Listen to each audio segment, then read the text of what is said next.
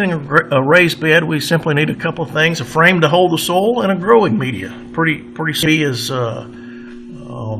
elaborate as you'd like, or simply without a frame, we're creating a raised area or mounding a bed that we're going to plant in.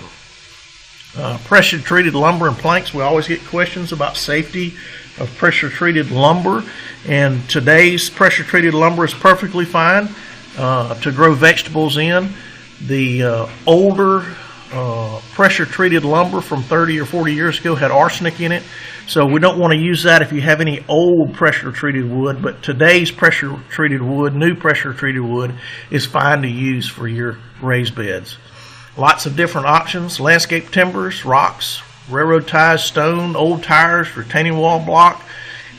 Anything that's creative that you want to use is perfectly fine. As we get more elaborate, the cost increases. So pressure treated planks, you can get the frame material for about $25 to $38